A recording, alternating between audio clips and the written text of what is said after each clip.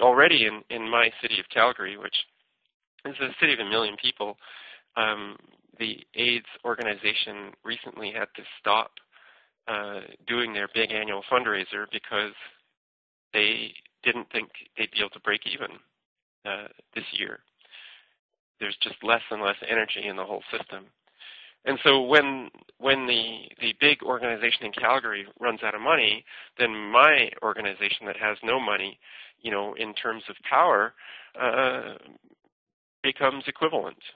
Yes. We're not shouted out as much. That's a good situation, isn't it? For that to Yeah. come about, yeah. Yeah, I mean, I think they play on people's guilt, but the fact is that you can look around Calgary and you say, well, what are the problems that our city has?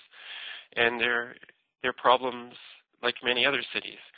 There's big problems with drug addiction, alcohol addiction, poverty, bad distribution of wealth, crumbling infrastructure. The city has a lot of real problems. You can just walk around the city and you can see the problems that we have, and I think you can do that in any city. And you're not going to end your walk by thinking, boy, AIDS is a really serious problem in name the city. Yeah. So I'm hoping that this that by the steam coming out of the AIDS organizations, the people won't just let AIDS fade away and die and slowly stop talking about it. I hope that people will critically analyze what went wrong. I'm hoping we're getting closer to the point where people can actually think rationally about AIDS. I started by saying that this is a deeply embedded fear, and it still is that way. These people who maybe thrown a few dollars in the hat because they're gay, or they know somebody who's gay and they feel this is a way of supporting the gay community, or maybe they're African ancestry, or they have some reason to say, well, this isn't maybe affecting me directly, but it's affecting people I love or care about. Maybe those people get to the point where they will actually be able to read some dissident information and actually deal with it at a conscious level, and to say, well, how do I know that millions of people are dying in Africa? And how do I know it's sexually transmitted? I mean, I've been told this, but it's on the TV. It must be true. Yes, I know. The TV news, the good place to get factual information. So you've described an interesting situation which could provide the coffin nail, or one of the coffin nails for the establishment view, and that is of people who are well while they are not on antiretrovirals, or to make a decision not to go on them, and that number increasing.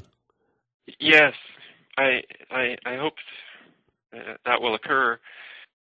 I knew a woman in California who was HIV positive, I think, for about 25 years. Well, that's only speculation, because she was discovered to be HIV positive maybe 10, 15 years ago. And so, is she a long-term non-progressor?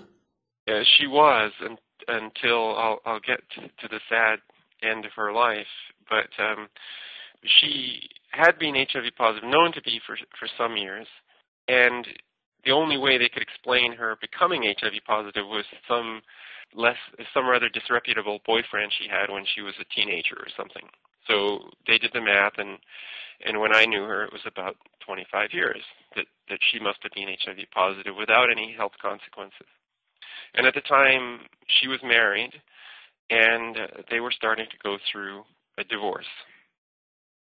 So I think their first child was HIV negative. The second child was positive, and I think this is where the trouble started, because the father said, look, we have to put the child on drugs, which is a strange viewpoint for a couple of reasons. First of all, he'd obviously been having unprotected sex with his wife, and he didn't seem to have a problem with that.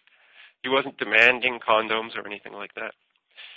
And secondly, he'd seen that she'd lived healthy while HIV positive, in his view, for many years. So why would he think that his son was in any danger? So I don't know if he really had this belief, or if it was just this was part of a power struggle with his wife, that he was not going to let his wife tell him what needed to be done. So they got into the grip of a very powerful scientist who was heavily tied up with what they call the Pediatric AIDS Clinical Trial Group. And who knows how well he's supported by the various drug companies in order to do his research and many other things. He's a very powerful man. And he totally had the father in his grip. So the father and the doctor are saying, well, you know, your son needs to take stavudine. That's the second AIDS drug that came out, and it's basically a version of AZT. I don't know why stavudine. It's not a very commonly used drug, but this doctor was pushing it pretty heavily. And so, you know, a big fight broke out, and the woman obviously lost. So in the end, the divorce happened, and totally because of AIDS. I mean, this woman had been the perfect mother, but because of the fact she was HIV positive, she was not believed competent to look after the children. So the father got both children. And then she got basically no access. And then psychologists and counselors and everybody was pulled in. I mean, it became a total feeding frenzy. I mean, people were making $100, $200 an hour on the backs of this divorce for all different kinds of reasons. This AIDS doctor diagnosed the woman on the basis that you know, she was asking questions about the AIDS drugs with neurocognitive impairment.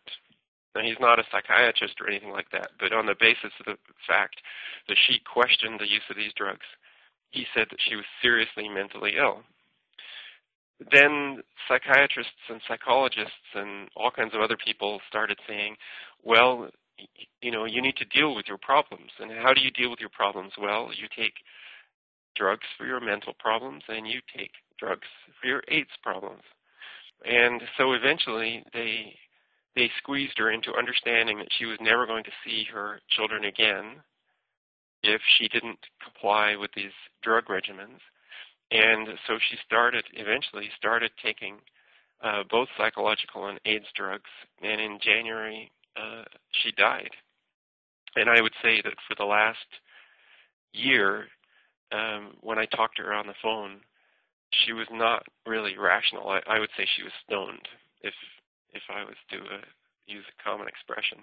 You know, my feeling was that she had to resist, because this promise that she would see her children was an illusion, because if they got her on the drugs, she wouldn't be physically capable.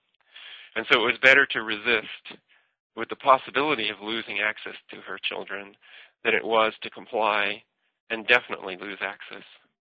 But she just wanted to be a mother. She didn't want to be a fighter. She didn't have the educational background to be able to really fight back properly, and she certainly didn't have the finances. And so they destroyed her. It was very sad. Yes, and it's easy to see how people can become enraged when this type of thing happens. Well, yes, it enraged me, but you know, this is when I feel most powerless, because although, you know, she talked to me quite often, you know, I couldn't physically be there. There was nobody there who was really truly supporting her. Nobody who really understood the depths of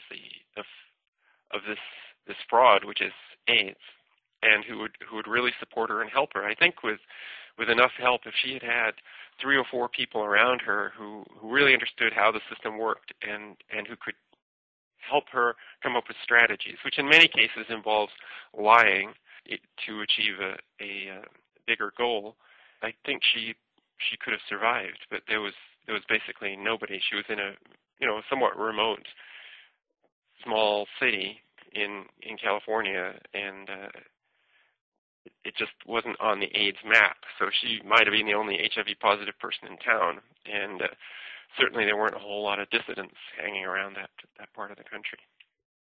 Well, that